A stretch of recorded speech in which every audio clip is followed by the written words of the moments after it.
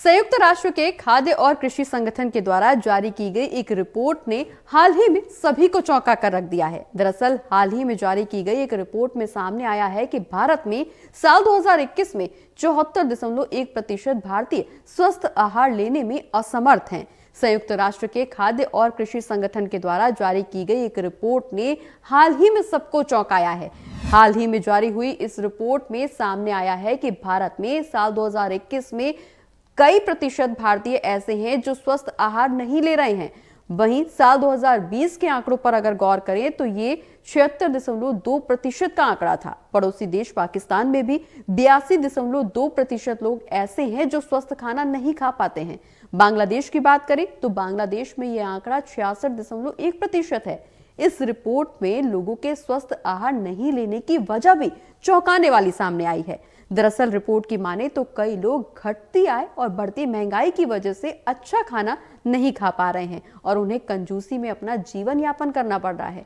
FAO ने report में ये भी चेतावनी दी है कि बढ़ती महंगाई और घटती आय की वजह से हर दिन लोगों के लिए 2 वक्त का भोजन जुगाड़ पाना भी मुश्किल होता जा रहा है। ऐसे में स्वस्थ आहार लेने के बारे में वो सोच भी नहीं पाते। रिपोर्ट्स की माने तो अगर भोजन की लागत बढ़ती है और साथ ही आय में गिरावट आती है तो वो एक जटिल प्रभाव उस पर पड़ता है, जिसके परिणाम स्वरूप और भी ज्यादा लोग स्वस्थ आहार लेने में असमर्थ हो सकते हैं। खाद्य सुरक्षा और पोषण का क्षेत्रीय अवलोकन कहता है कि रिपोर्ट में जो सामने आया है उसके बाद कोविड-19 महामारी के बाद और भी संकट गहरा गया है, जिसके चलते कई तरह की आर्थिक परेशानियों से लोगों को जूझना पड़ रहा है। दरअसल महामारी के आर्थिक प्रभावों की वजह से खाने की बढ़ती कीमतों ने 11.2 करोड़ से ज्यादा लोगों को हेल्दी डाइट का खर्च उठाने में असमर्थ बना दिया है। इसका सीधा और साफ मतलब यह है कि दुनिया भर में कुल 3.1 बिलियन लोग ऐसे हैं जो इस खर्च को अफोर्ड नहीं कर पा रहे हैं। नए आंकड़े बताते हैं कि दुनिया में सबसे गंभीर स्थिति एशिया और प्रशांत क्षेत्र में है, जहां पुरुषों के मुकाबले महिलाओं को पोषक आहार नहीं मिलने जैसी परेशानियों का ज्यादा सामना करना पड़ रहा है।